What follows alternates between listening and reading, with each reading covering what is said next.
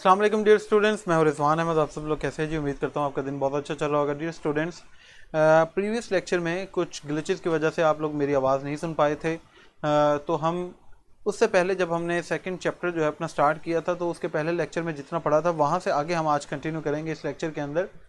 इसमें हमने जो अभी तक पढ़ रखा है वो ये है कि गर्मी का मौसम है और एक करैक्टर जिसका नाम जेस है, वो कोई आधा मील पहाड़ी के ऊपर चढ़ाई करके जो है वो अपने बाप के घर आता है और साथ वो जो है वो बर्तनों की एक बास्केट भी उसने उठा रखी है, वो अपनी माँ के लिए लेकर आता है।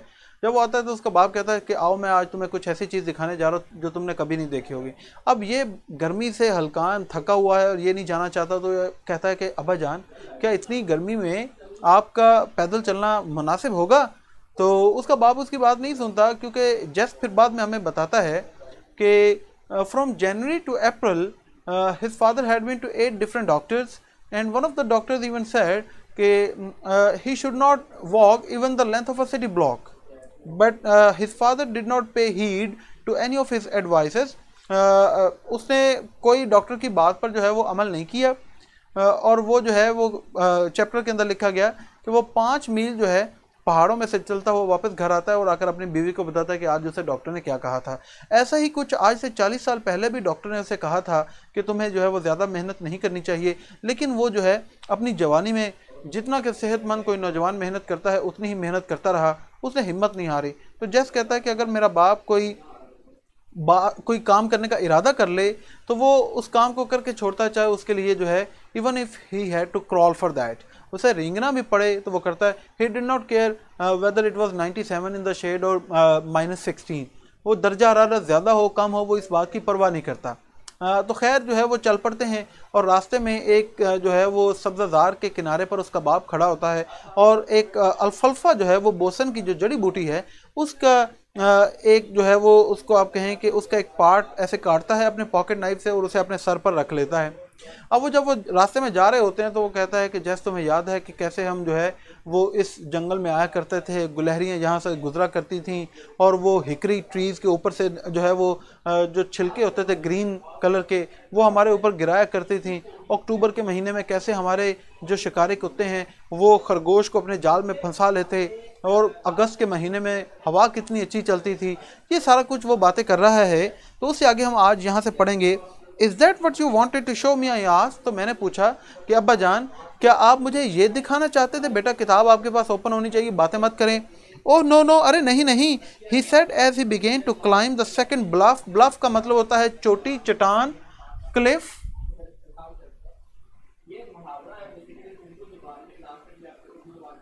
ब्लफ, क्लिफ, वैसे ब्लफ का मतलब धोखा देना भी होता है, ठीक है।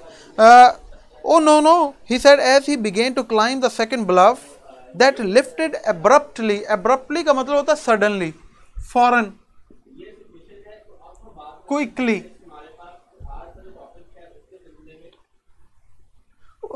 जैसे ही उसने दूसरी अमूदी चट्टान के ऊपर चढ़ना शुरू किया जो कि बिल्कुल सीधी ऊपर जा रही थी फ्रॉम द फ्लैट, जमीन से आसमान की तरफ, तो उसने कहा अरे नहीं नहीं।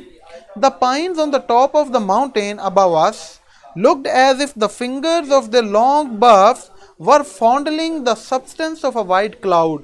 Pines ये सनोबर के दरख्त।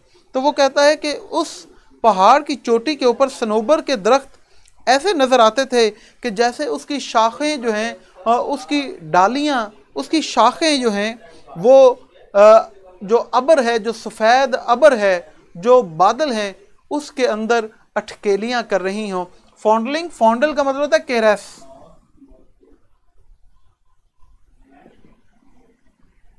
फॉन्डलिंग का मतलब होता है केरस, ठीक है, केरसिंग, अटकेलियां करना, ऐसे ऐसे थपकी देना, ठीक है।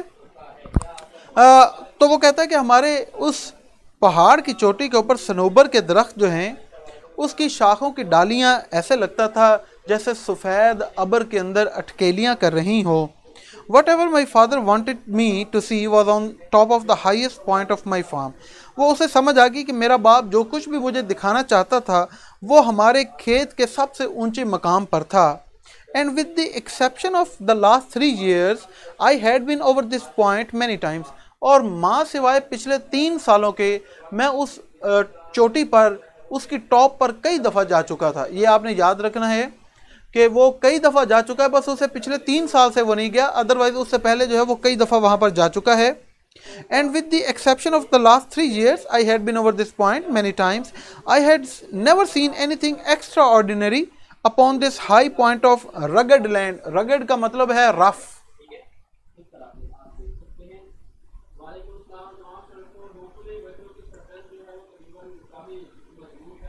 बंजर भी कह सकते हैं, रफ। वो कहता है कि मैंने इस रफ जमीन पर, इस बंजर जमीन पर कभी भी कोई ऐसी शानदार या गैर मामूली चीज नहीं देखी थी कि जिसके लिए मेरा बाप खास तौर पर मुझे लेकर जाए। I had seen the beauty of many wild flower. बेटा ये जो पैराग्राफ पढ़ा रहा हूँ ये ट्रांसलेशन के लिए बड़ा इंपॉर्टेंट है, इसको स्टार लगा लें अपनी किताब के ऊपर।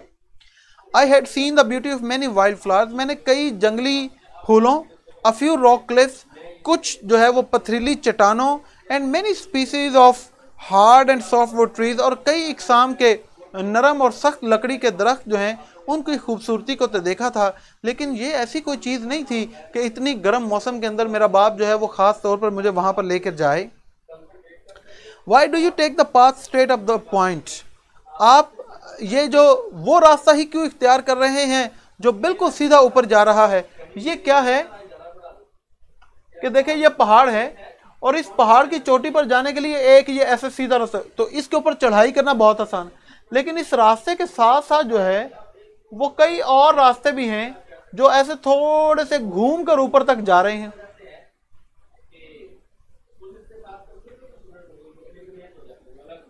ठीक है, तो अब इसके बाप ने जो रास्ता इख्तियार किया वो ये है जो बिल्कुल सीधा यहां से जा रहा है, बड़ा मुश्किल चढ़ाई वाला।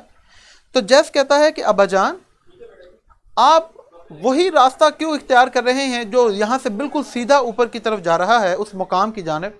Look at these other paths, what are they doing है, ये देखें और भी तो रास्ते हैं, उनका क्या काम है यहाँ पर। With in the distance of a few yards, तो वो कहता है कि वहां से कुछ गज के फासले पर several paths left the main path, कई रास्ते जो हैं वो उस मेन पाथ जो असल रास्ता था वहां से निकलते थे। And circled around the slope, और उस ढलवान के इर्द गिर्द ऐसे घूमते घुमाते, ग्रेजुअली, ग्रेजुअली बतदरीज, slowly,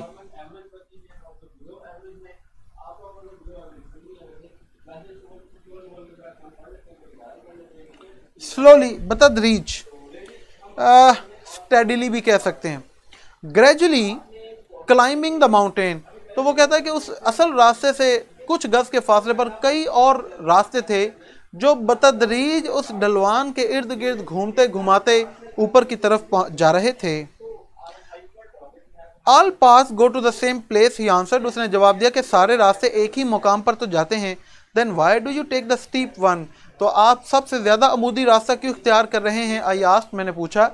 I'll explain later, he spoke with half breath, मैं इस बात की वजाहत बाद में करूंगा, उसने उखड़े हुए सांस के साथ बोला। He rested a minute to catch his second wind, catch the second wind का मतलब होता है सांस बहाल करना, तो वो अपनी सांस बहाल करने के लिए 1 मिनट के लिए रुका। While I managed to stand on the path by holding to a little sapling, जबकि मैं उस रास्ते पर अपने कदम जमा सका एक छोटे से पौधे का सहारा लेकर, because it was too steep for my feet to hold, क्योंकि ये रास्ता इतना अमूदी था कि वहाँ पर मेरे कदम नहीं जम सकते थे, unless I braced my self, जब तक कि मैं किसी चीज़ का सहारा न लेता। सैपलिंग, सैपलिंग का मतलब होता है little plant, young plant.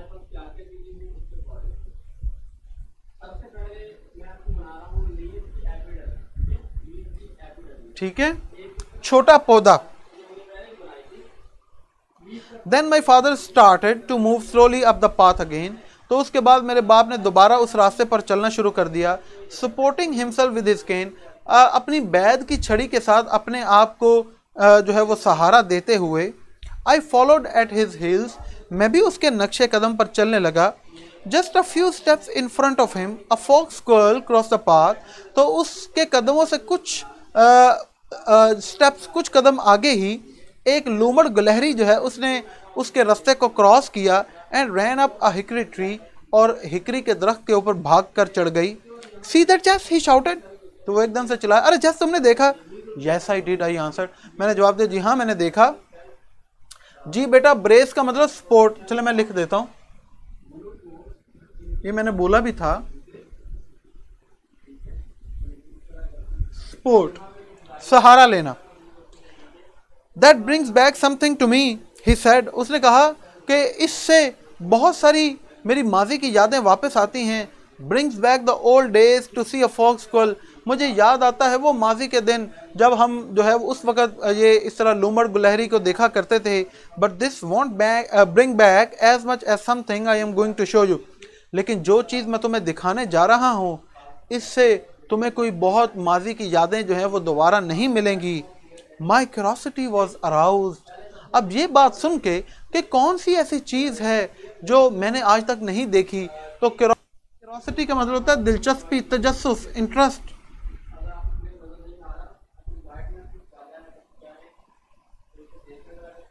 My curiosity, interest, अच्छा है, मेरा तजस्सुस और भी बढ़ गया।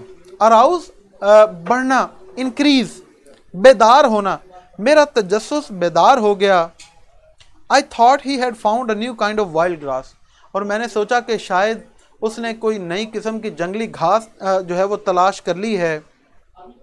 और एन अनफेमिलियर हर्ब, या कोई अनफेमिलियर, नामालूम, strange, unknown,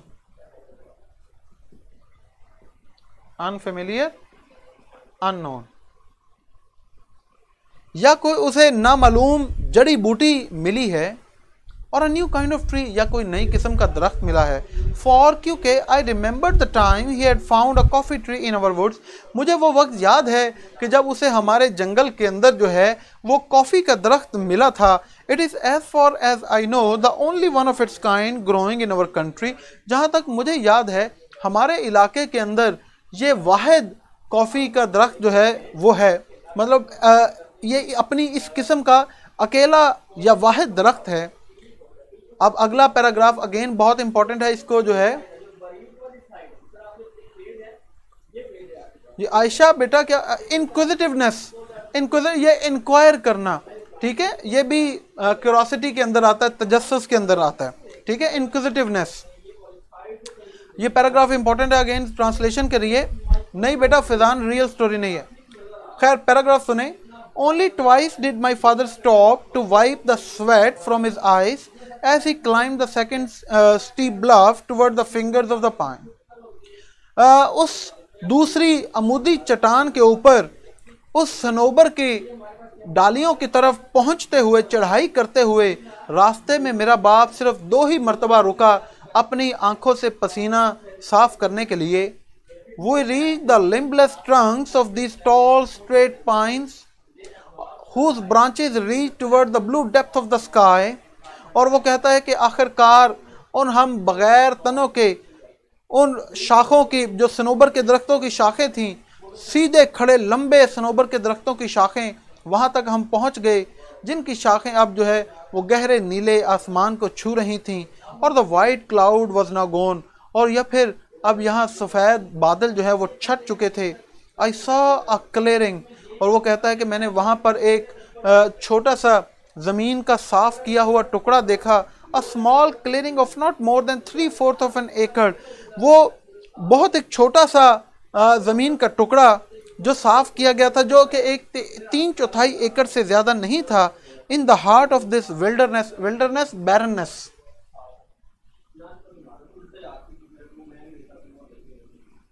wilderness barrenness, in the heart of this wilderness right on the mountain top, मैंने एक छोटा सा साफ किया हुआ ज़मीन का टुकड़ा देखा जो 3/4 एकड़ से ज़्यादा नहीं था। इस पहाड़ की चोटी के ऊपर, इस बंजर इलाके के दिल में या इसके दरमियान में। मैं इसको दोबारा पढ़ देता हूँ। Only twice did my father stop to wipe the sweat from his eyes as he climbed the second steep bluff towards the fingers of the pines. मेरा बाप सिर्फ 2 ही दफ़ा रास्ते में रुका, अपनी आंखों से पसीना साफ करते हुए।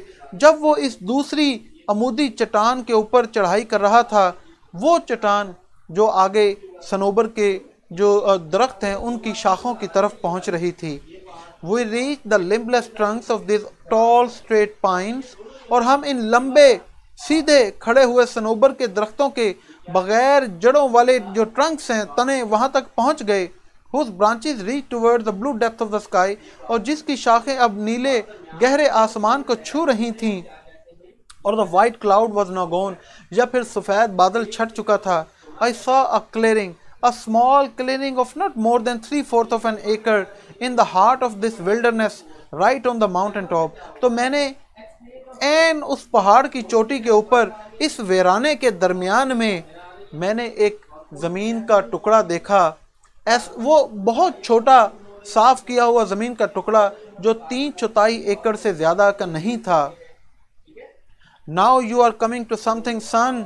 बेटा, अब तुम किसी चीज़ की तरफ आ रहे हो। He said as he pushed down the top wire so he could cross the fence। उसने ये कहा जैसे ही उसने उस बाड़ की सबसे ऊपर वाली तार को नीचे दबाया ताकि वो उस बाड़ को क्रॉस कर सके। This is something I want you to see। ये है वो चीज़ जो मैं तुम्हें चाहता था कि तुम देखो। Who did this? ये किसने किया? I asked, मैंने पूछा। Who cleared this land and fenced it? इस जमीन को किसने साफ किया और इसके गिर्द बाड़ किसने लगाई? Fenced it against what? किस चीज से बचने के लिए बाड़ लगाई गई? Stray cattle if they ever get out of the pasture। He answered me curtly। curtly का मतलब होता है विल्डरनेस, मतलब सुनसान बेटा। कर्टली का मतलब होता है रूडली।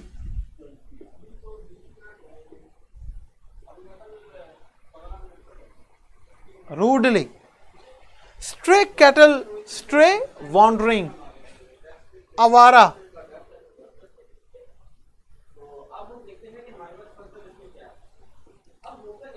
तो वो कहता है कि आवारा मवेशियों से बचने के लिए अगर वो कभी अपने जो है वो चरागाह से निकलकर इस तरफ मुंह करें तो उनसे बचने के लिए, तो उसने रूखेपन से मुझे जवाब दिया, I clear this land and I fenced it. मैंने इस ज़मीन को साफ किया है और मैंने इसके इर्द गिर्द बाड़ लगाई है। फेंस का मतलब बेटा प्रोटेक्शन, बाड़ जिसे हम कहते हैं।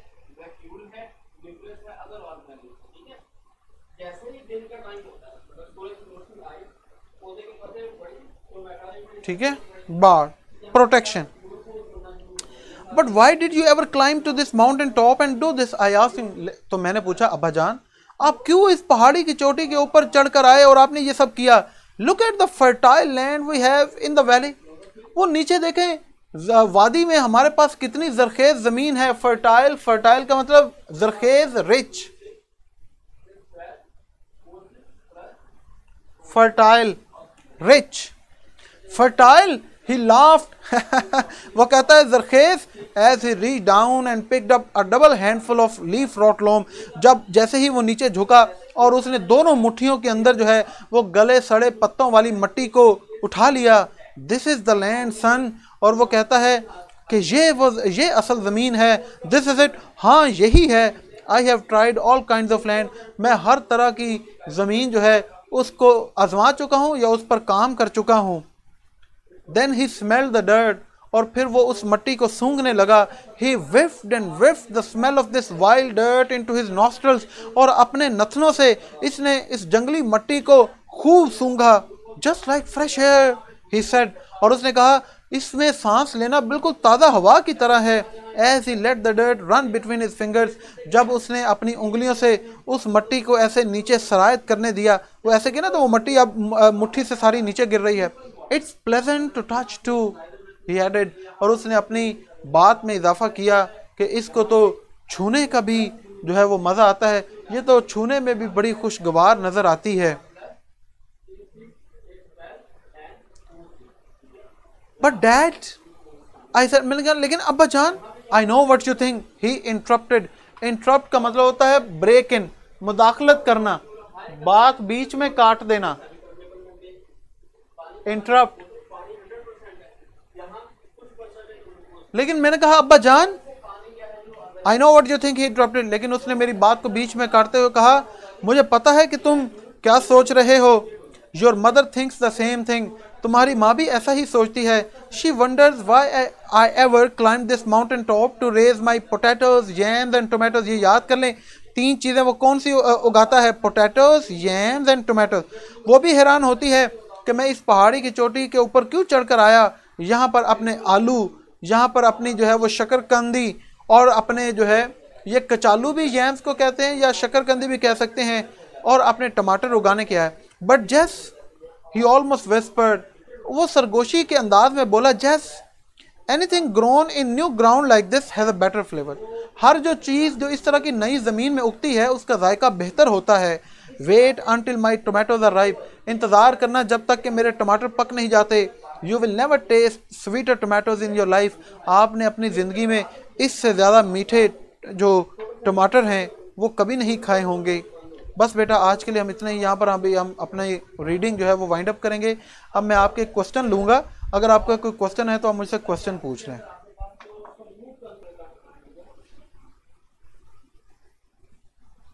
चलें जी, अब फिर अपना लेक्चर यहाँ पर वाइंड अप करते हैं।